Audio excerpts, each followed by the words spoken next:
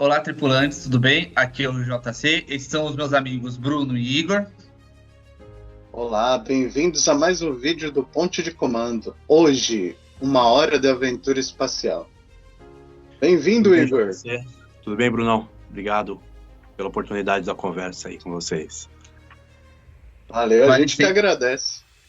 A gente que agradece. Vale sempre, então, os mesmos recados, mesmo que a gente fale no começo. Não se esqueçam de se inscrever, curta, compartilha, comenta. Juntos faremos a Ponte de Comando ficar cada vez mais forte, ok? Review semanal, então, de Strange New Worlds, uma aventura espacial.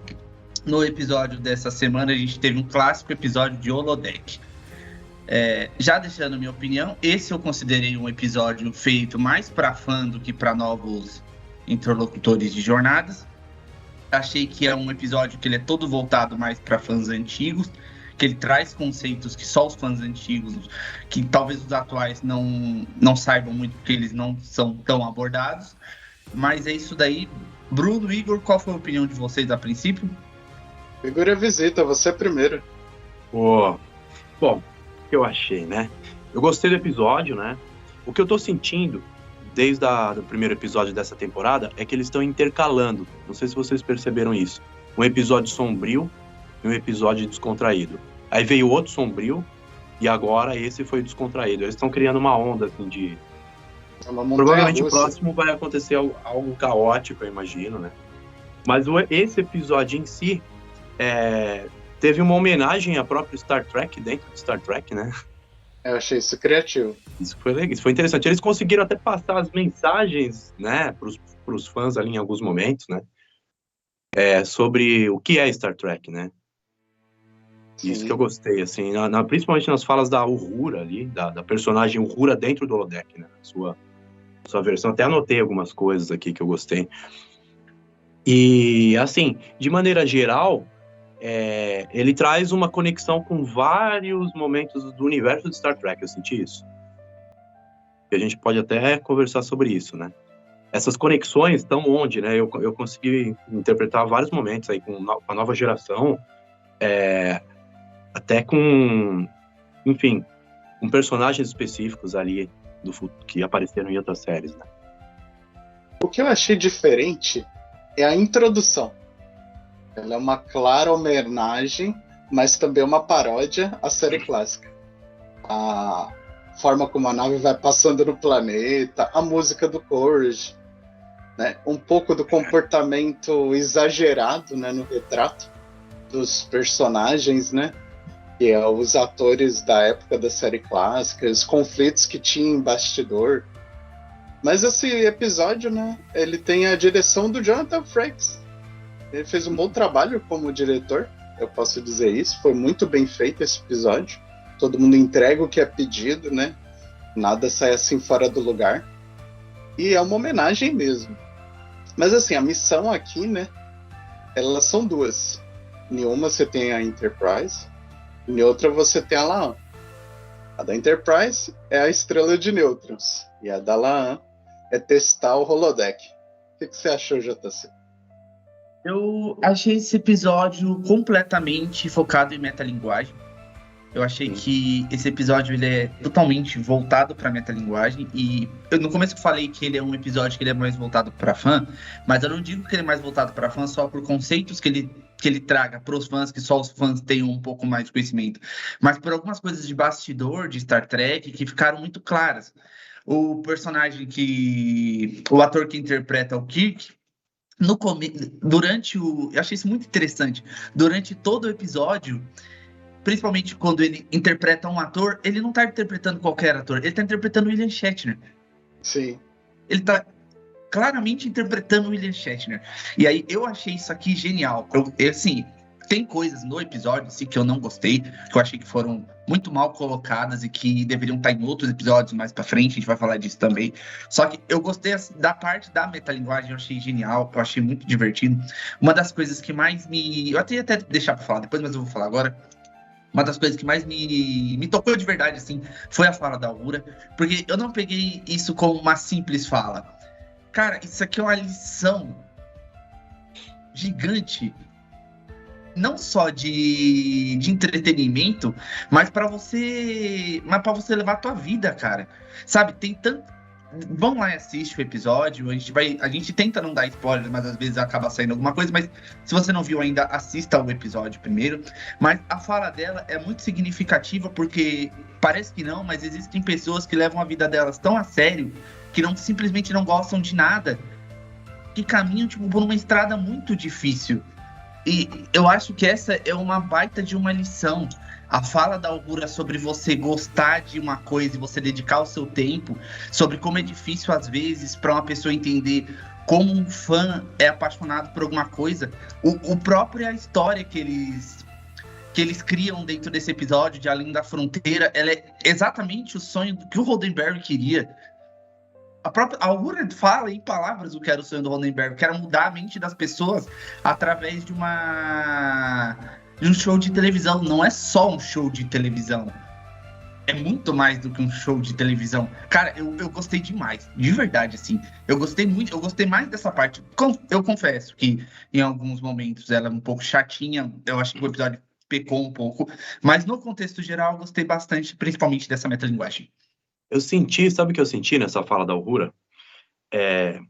Porque ela fala que uma pessoa pode amar tanto uma obra de arte, né?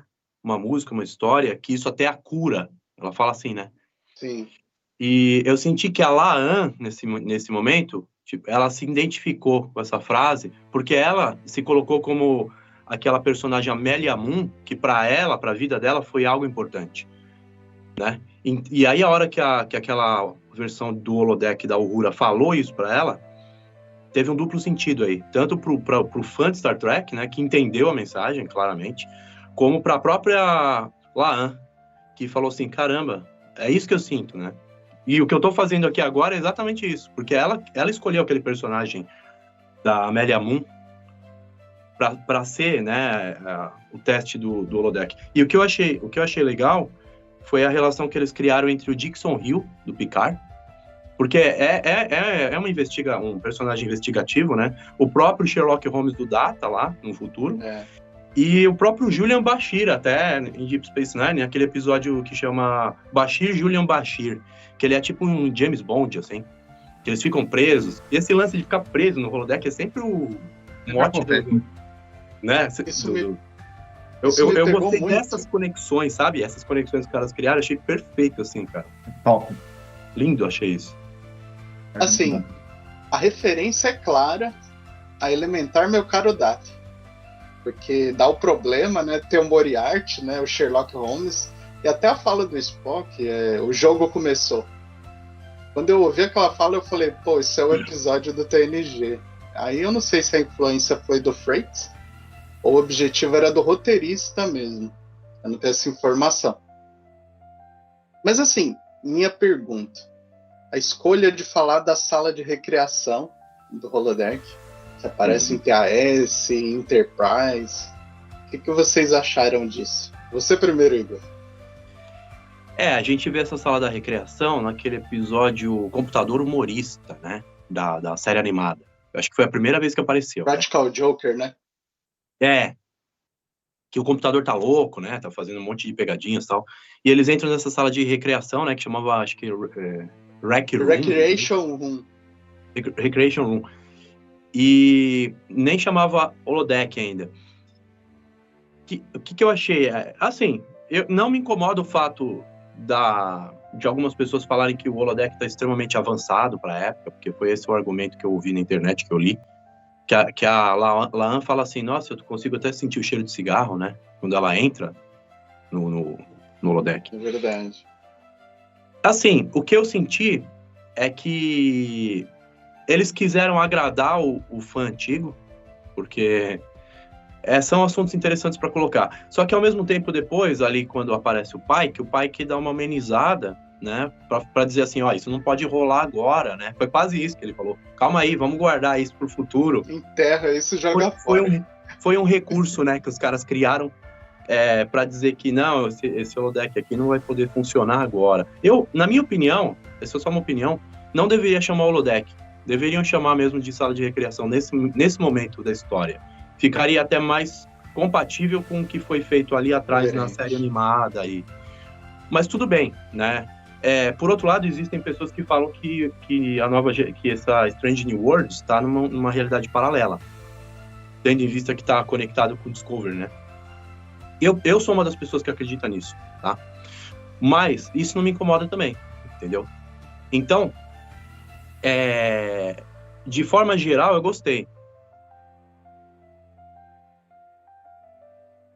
Você, JC? Eu confesso que quando apareceu, eu imaginava que eles não iam dar continuidade no holodeck.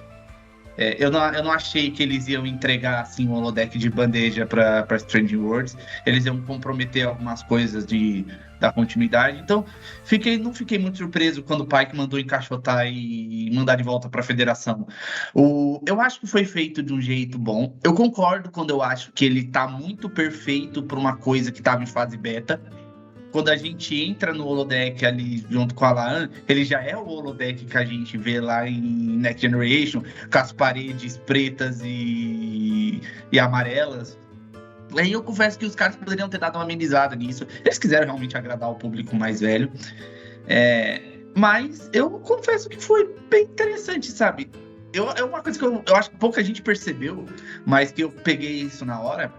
É que o Scott, no final, quando ele fala sobre como melhorar o holodeck, ele diz que ele tem que funcionar numa fonte de energia separada. Não sei se vocês perceberam, mas toda a treta do holodeck, ela acontece porque ele tá ligado na grade de força da nave. Lá na frente, eles vão criar o holograde, que é onde o holodeck vai ficar separado. É bem coisa de nerd mesmo, ficar reparando nessas coisas, mas é porque eu sempre lembro que tem um episódio de Voyager em que o Kim e o Paris estouram a holograde quando eles estão no deck fazendo a encenação do Capitão Proton. Esse episódio é muito divertido. Esse episódio é divertido. E aí eu fiquei pensando, caramba, o Scott acabou de inconscientemente criar a holograde, mas tudo bem. Como eu disse, tem nerdices que eu não consigo esperar. Mas eu achei muito interessante, de verdade. Esse episódio ele tem um toque de humor, né? A gente vê referências como essa, né? Do Capitão Proton, de Orville. O Sabor, ele brinca um pouco com isso, né? Mas assim, agora falando do tema de fundo. O assassinato, né? Os assassinatos.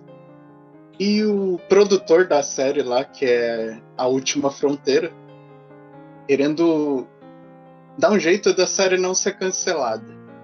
Eu imagino o impacto real que deu no Gene e na produção lá na CBS nos anos 70 de perder Star Trek. Demorar alguns anos para ela ir em desenho e para o cinema e não voltar para a TV. Só nos anos 80, 90 que ele conseguiu voltar. Então deve ter sido um impacto muito grande. Eu acho que isso tá subliminar. Mas assim, tem mais um ponto que eu quero levantar. O Spock simulado e frio. O que vocês acharam dele? Você, Igor. Cara, eu acho que ele representa o Leonard Nimoy na série clássica pra mim. Por incrível que pareça, eu sinto que, pelo menos a grande impressão que eu sempre tive do Spock na série clássica, foi de um cara mais focado, mais frio. Ele tem os momentos dele, só que eu sinto que a predominância do Spock no futuro é ser essa pessoa mais focada, mais racional. E essas falas que eles colocaram, me dizem que você é lógico, não sei o quê, é o que ele vai se tornar. Eu sinto, porque ele ainda não é assim. Sabe? Tanto que esse romance aí entre a Laan e ele, eu já sabia que ia acontecer desde aquele episódio do casamento. Eu falei, cara, vai rolar alguma coisa. Eles vão fazer, eu tenho certeza, eu tinha certeza que ia acontecer. E eu sinto que esse lado emocional do Spock ainda é muito forte nesse momento. Não sei o que vocês pensam sobre isso. Porque eu, pelo menos, eu tenho a mania de comparar os Spocks dos universos, né? Eu comparo os 4 Spocks que eu conheço, que é o Spock da série clássica, o Spock da Kelvin, certo? O Spock da Kelvin é bem mais emocional. A gente percebe que existe algo ali nele que é mais emocional. Esse Spock atual, ele é emocional ainda, mas ele tá amadurecendo para se tornar algo diferente do que ele é agora, que vai levar o Spock da série clássica, na minha opinião, que é realmente lógico, é um cara, sabe, totalmente assim, mais frio, entre aspas, né? E tem o Spock, que não é canônico, que é da Continuous. Eu gosto bastante daquele Spock, porque ele é muito relacionado ao Spock da série clássica. Então, para mim, sem brincadeira, é o Spock que eu mais gosto depois do Leonardo Nimoy, é da Continuous. Eu gostei bastante daquela interpretação. E eu acho que eles estão falando algo que pode parecer pejorativo, mas na verdade é o que o Spock vai se tornar, entendeu? Eu sinto isso. Mas o Spock, ele é um cara, ele tem uma empatia pelas pessoas, né? Você vê isso ao longo de vários episódios da série clássica. Mas assim, ele não se deixa seduzir ou enganar por momentos que para ele são fugazes, que é o que ainda acontece agora. Como esse romance, por exemplo, eu enxergo como algo que eu não sei como eles vão resolver, né? Mas eu acredito que o Spock vai dar um fora nela a qualquer momento e vai falar assim depois, não é isso. Ele vai cair a ficha ali. Eu sinto que vai chegar nesse Spock, sabe? Eu tenho uma teoria. Antes de passar a palavra pro JC. Ele vai dar um trauma. Eu acho que ele vai ter um trauma. Ele vai mudar pelo trauma, pela dor. Essa é a minha teoria. Espero que eu esteja certo. Porque, assim, pra mim, esse romance da La'an com o Spock veio, pra mim, de total surpresa. Eu sempre achei que ele foi um cara profissional, sabia separar amizade de emoções, ainda mais entre homem e mulher, colega, né, comandante, tenente, enfim. Pra mim foi meio... Oxi. Mas assim, eu acho que ele vai ter um trauma pra ele virar o que a gente conhece. Nisso eu concordo com você que ele tá crescendo na lógica, né, na análise dele, né, da realidade que ele vive como meio humano, meio humano. Mas vai ser pela dor, ele vai escolher pela dor, igual o Colinar. Quando a gente viu no primeiro filme, foi pela dor. Então acho que vai acontecer de novo. E só vai piorando. E você, JC? Sobre essa relação do Spock com a La'an, eu confesso que não acho que foi repentino. Não é uma palavra repetindo, eu nem acho que foi uma surpresa, mas eu acho que foi rápido demais, sabe? A gente acabou de sair de um episódio em que ele tava sofrendo horrores pela Chapel e ele tava querendo aprender a dançar e agora ele tá se relacionando com a La'an. O que eu aposto, e eu aposto real, se vocês quiserem a gente faz até um bolão, ela vai morrer. Ela vai morrer. Eu tenho certeza que, se não nessa temporada, no final da série, ela vai morrer para dar lugar para o Spock que a gente conhece. Durante o episódio, tem até uma fala dela, que ela usa essa fala para explicar para ele como que ela reconheceu que o Spock que estava com ela era um holograma. Ela cata e fala: o Spock que estava comigo não me olhava do jeito que você me olha. Só que o Spock que estava com ela, o Spock que a gente conhece lá na frente. Ou seja, em algum momento vai dar uma merda federal, ou ela vai morrer, Eu acredito fielmente que ela vai morrer. Eu acho que para terminar nos arcos finais dessa série, para terminar com um drama pesado de verdade, alguém vai precisar morrer, alguém vai precisar sacrificar, e provavelmente vai ser ela. Então, se não for isso, esse romance não vai durar muito tempo, mas eu aposto minhas fichas que vai ser isso. Eu aposto também que se esse romance durar, a produção vai fazer a gente se importar veementemente com esse romance. A gente vai acabar shippando esses dois pelo resto da série. Ou pelo menos quando esse romance durar, como diziam os adolescentes. Até o momento em que ela for arrancada bem violentamente do Spock. Deve ter uma razão muito clara pra gente nunca ter... Se eles querem colocar isso no canon, eles vão ter que dar uma razão muito clara do porquê a gente nunca ouviu falar da La'an. Não duvide de que ela vai morrer de uma forma assim, realmente muito trágica. Lembrando que a gente já teve mortes completamente inesperadas em jornadas. A trio lá em Deep Space Nine foi uma delas. Mesmo a Dax, né? A Dax, ninguém nem imaginava. Nem a atriz imaginava que a Dax fosse morrer. Tanto que ela foi pega completamente surpresa na produção. Um dia ela chegou lá para a leitura do roteiro e tava que o personagem dela ia morrer. Então, assim, real. Eu aposto que a Laan vai ter um destino trágico mais pra frente. Ela não tá tendo muitos arcos dela agora. O arco dela eram os Borgs. Então, se não nessa temporada, na próxima ou na última, ela vai acabar indo de Vasco. Então, acredito nisso. Eu acho que a única coisa pra mim que não foi muito incrível nesse episódio foi, de fato, esse romance que ele foi muito rápido, do nada. Eles estavam se relacionando. Eu imaginava que talvez fosse acontecer alguma coisa, mas achei que, assim, um episódio para depois foi muito... Outro romance que eu acho que começa a se desenvolver agora é o do Scott com a Uhura. Ah, sim!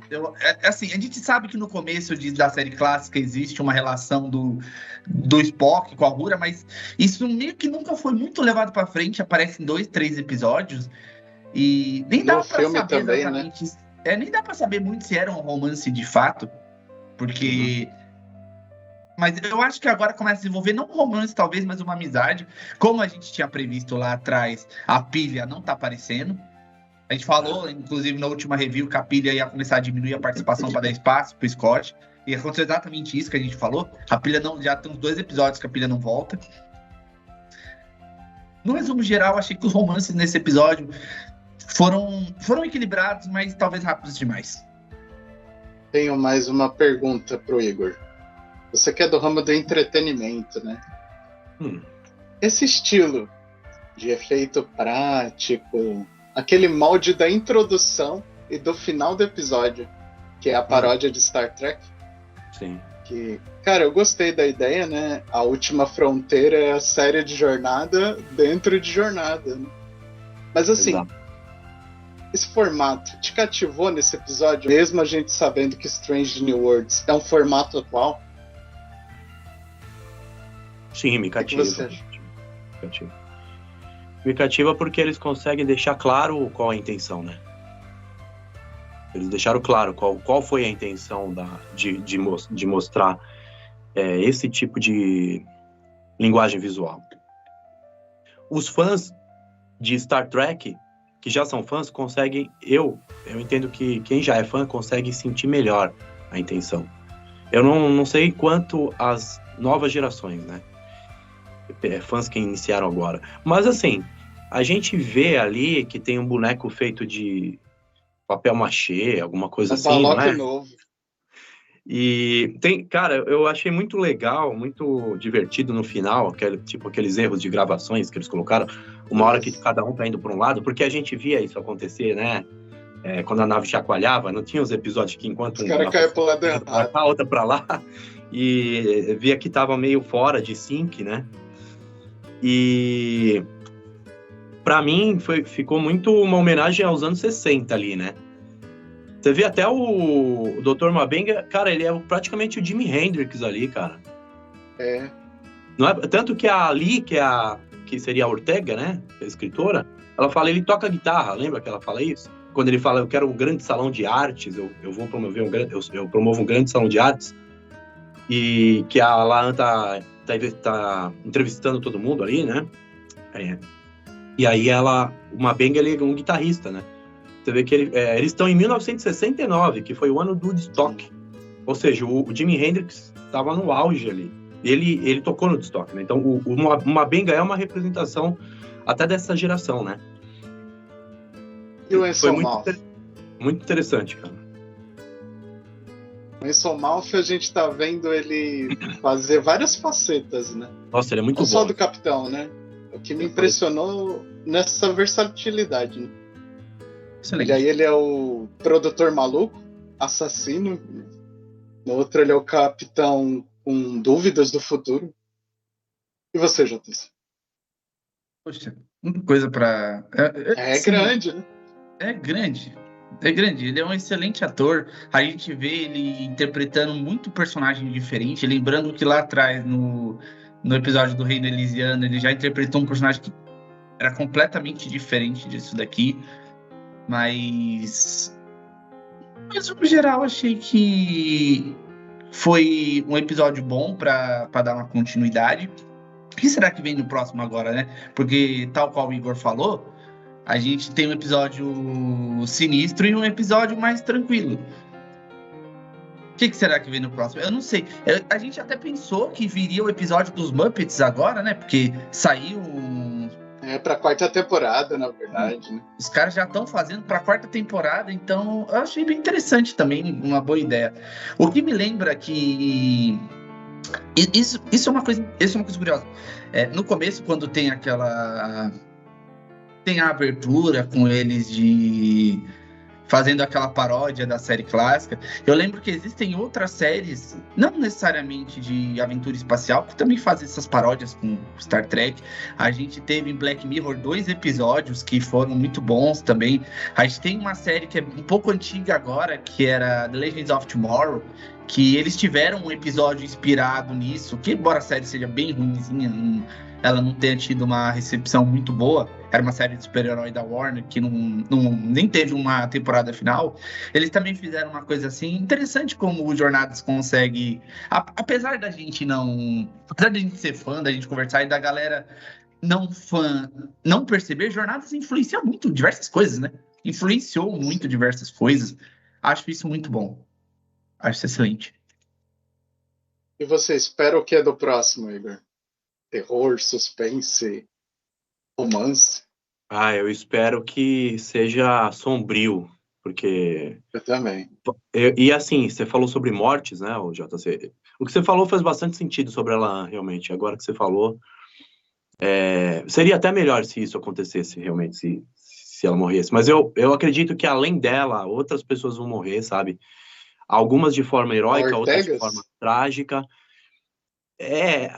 A Ortegas, eu tenho minhas dúvidas se ela pode se corromper, de repente, e trair a federação, uma coisa. Eu pensei nisso, sabe?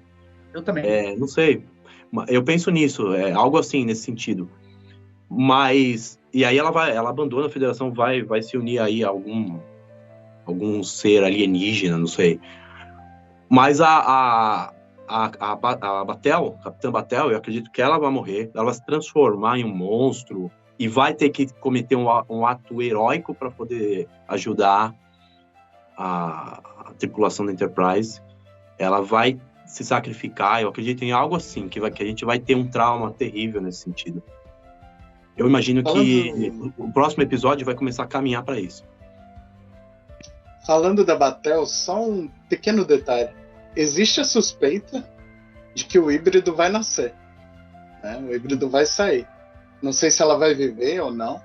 E a minha curiosidade é: como será esse híbrido humano-Gorn? Essa é a minha dúvida. Tem gente que teoriza que vão usar isso como explicação para a aparência do Gorn no episódio do Arena. Eu acho uma ideia esquisita, que já fizeram a explicação dos Klingons nessa ideia, né, de humano e Klingon, né, DNA aumentado. Acho que não é bem por aí. Espero que não. E sobre o destino da Batel, eu não acho que... Sim, eu vou discordar um pouquinho do Brunão. Eu não acho que vai nascer... Provavelmente eu vou estar errado, mas ainda vou apostar nessa ideia de que eu não acho que vai nascer um híbrido, mas eu acho que ela vai se tornar Gorn. Ela vai se tornar um monstro. O que a gente falou no último vídeo, o Shade of Furry, o que está acontecendo com a Batel é uma clara alusão a tratamentos de câncer. Tratamentos oncológicos. Eles não usam essa palavra, mas tá bem claro quando a gente assiste aquele Shade of Furry que ela contraiu câncer devido à infecção dela, que as células Gorn estão causando alguma mutação nela. Talvez ela nasça alguma coisa dela. Acho bem difícil porque acho que os Gorns em si, como a gente viu todo aquele arco, eles ficaram nas outras temporadas. Acho que ela pode se transformar em alguma coisa. Não creio que seja, talvez, os Gorns que a gente viu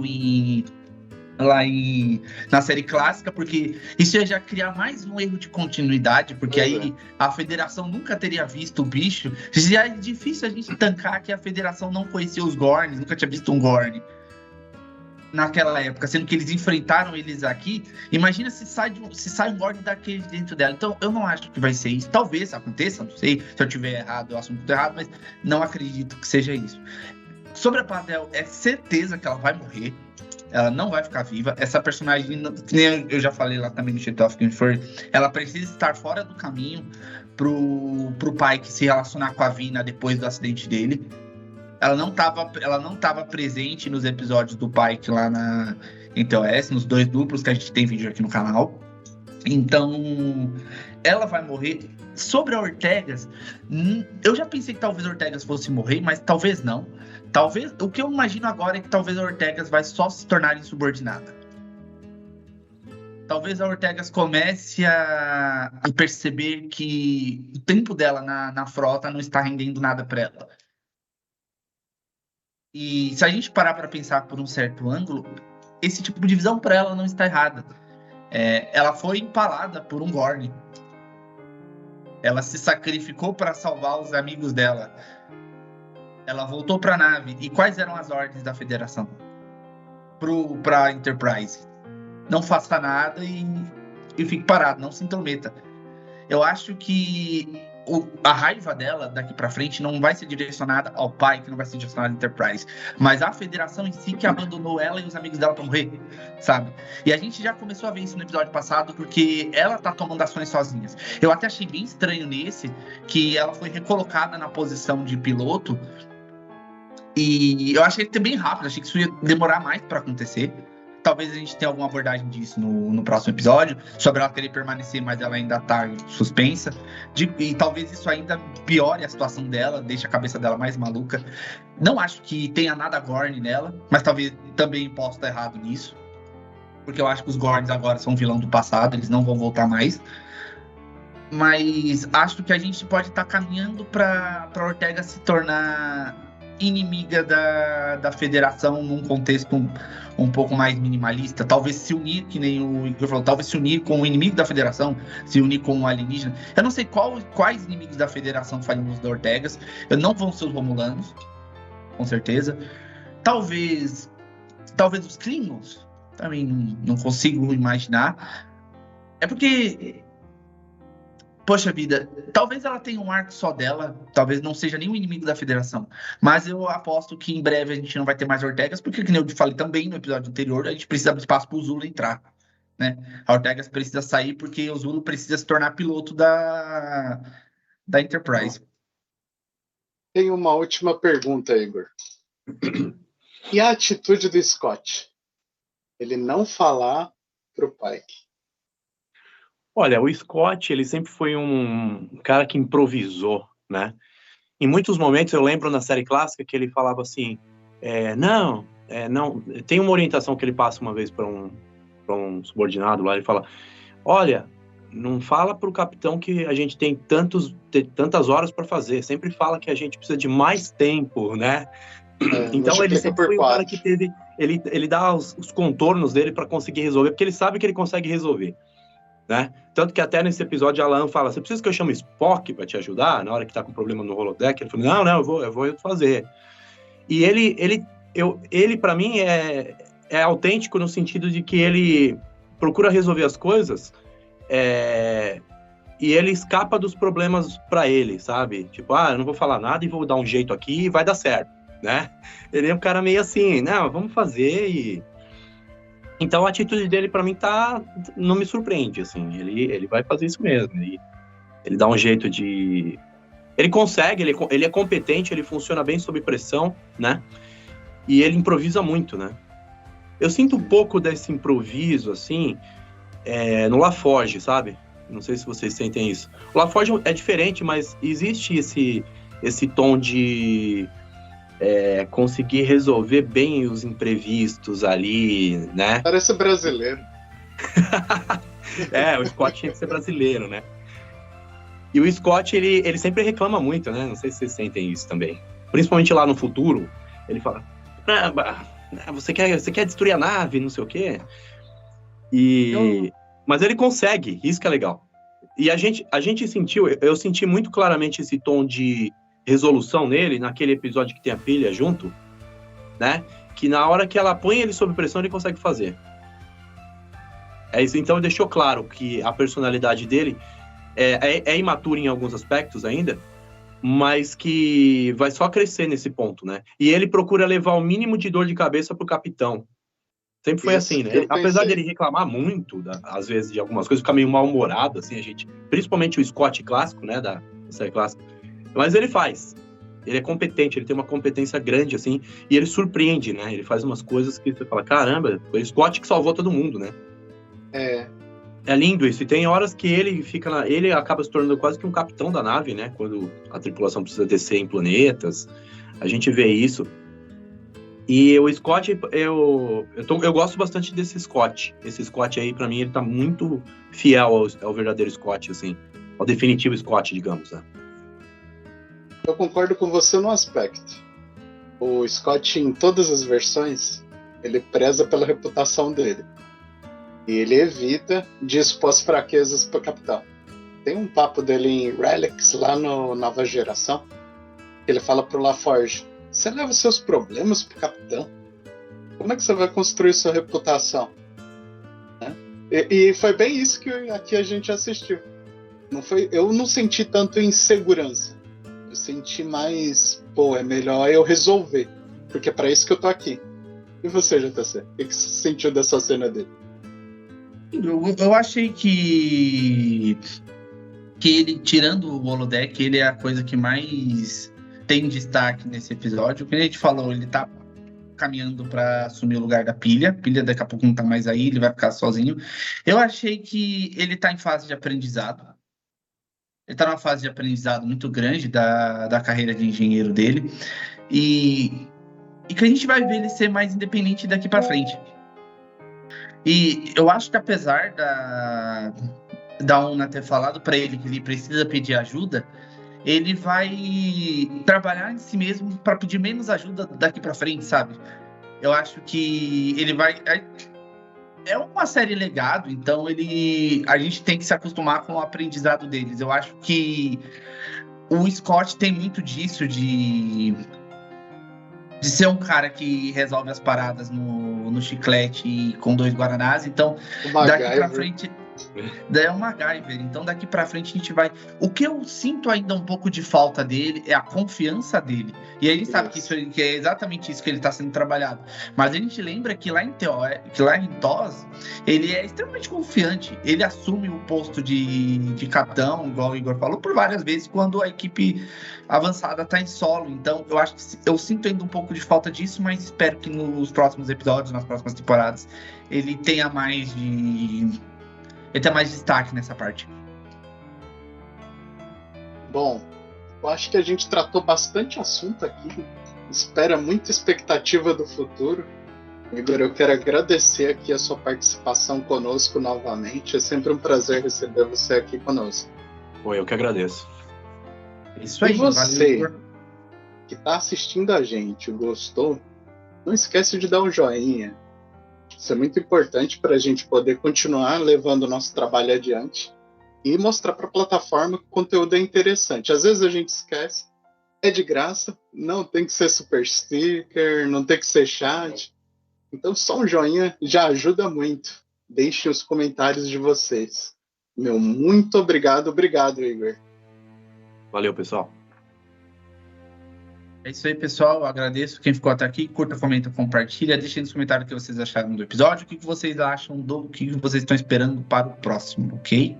Toda semana tem vídeo novo aqui no canal.